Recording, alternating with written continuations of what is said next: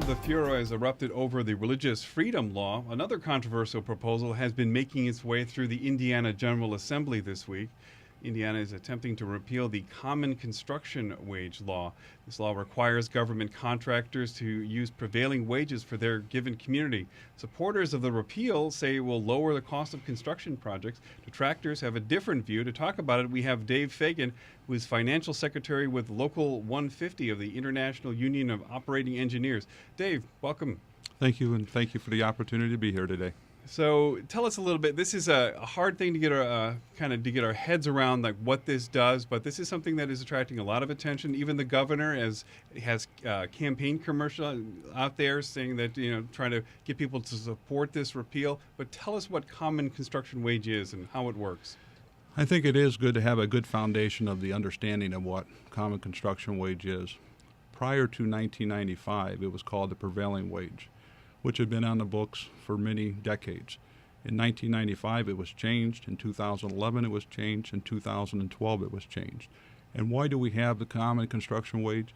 It is to ensure that government, with the massive dollars they spend on public works projects, do not attract contractors to geographical areas that undermine the wages negotiated in the private sector within those geographical areas.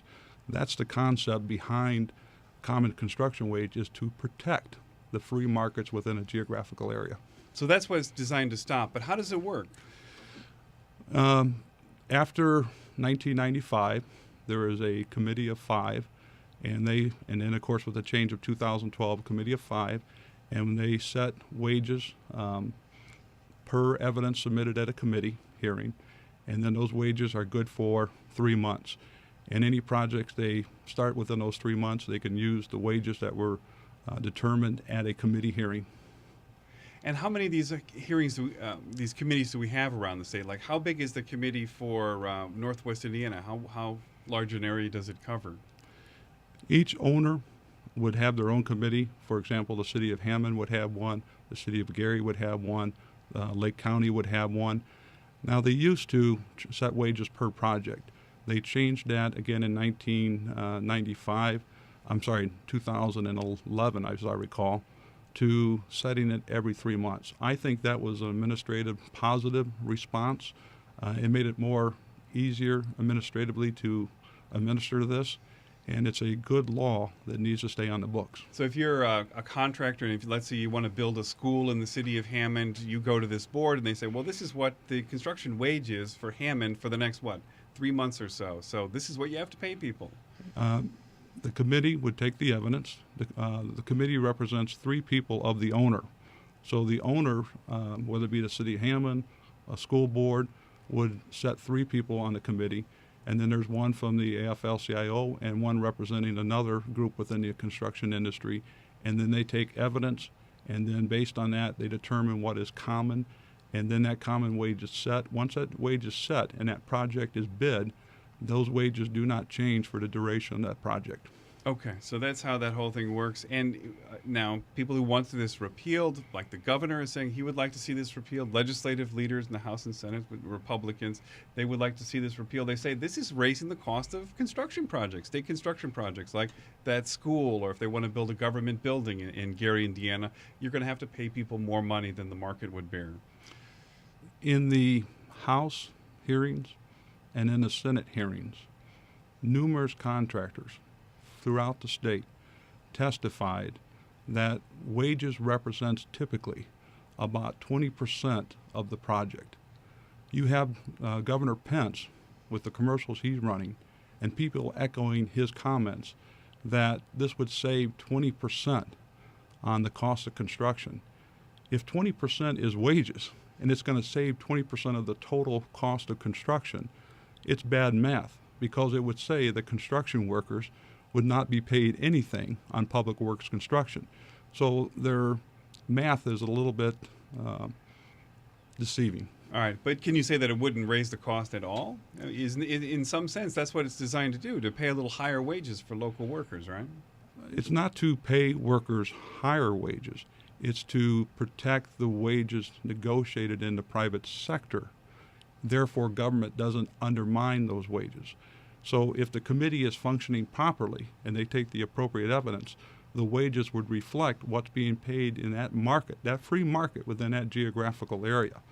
And so the cost to the government is no different than what everyone else is paying in that geographical area for construction works projects. So what is it trying to prevent? What's the harm you're trying to stop? Well, I think there's several parts to it. First of all, we operate in the free market in the state of Indiana. Without common wage, the government is asking us, Governor Pence, the House, we'll see how the Senate reacts here in another week, asking us to compete throughout the country. And this will attract contractors from outside the state who bid on public work projects, not because of their quality of workmanship, but how cheap they can bring in labor. And if we start bringing in out-of-state workers to come in and perform work in Indiana, and they leave with our tax dollars, it's not good for the construction industry, it's not good for small businesses, it's not good for local contractors, and quite frankly, it's not good for our local communities. All right, the Senate, the chairman of the committee that's hearing this, Brandt Hirschman, is saying that he's trying to work out some sort of compromise that he's going to debut next week. Do you see a compromise out there? With the discussions I've had at this point in time and heard about, I don't see a compromise that is surfacing. I know Senator Hirschman offered an amendment the other day.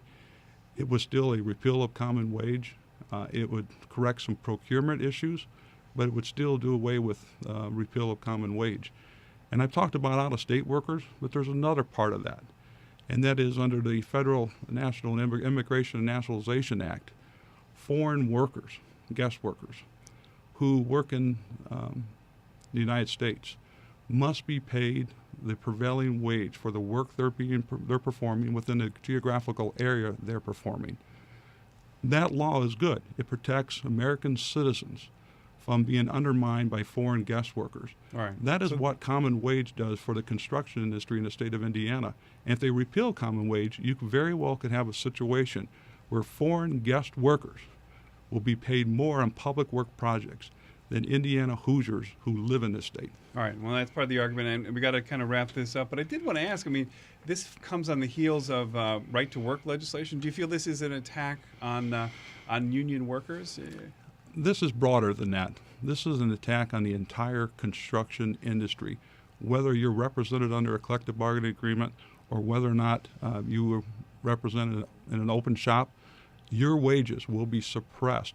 And the fact that the government says we're doing this for we can save money suggests that they want to suppress the wages in the private sector and the construction industry.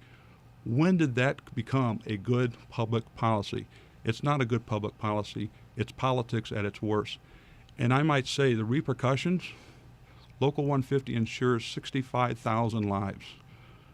We have a state-of-the-art training facility.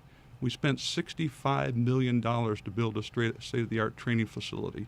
We spend $15 million a year to operate that facility. Governor Pence has went out throughout the state with his committee saying, what do we do to find jobs for Indiana youth? How do we train them? And the very policy he's pursuing right now will undermine those private sector training programs, including the one that we operate. All right, well, that's where we're going to have to leave it, at least for right now. We'll be watching this bill as it's moving through the General Assembly. But in the meantime, this has been Dave Fagan. He's the Financial Secretary for Local 150 of the International Union of Operating Engineers. Dave, thanks for being on. Thank you. Appreciate the opportunity.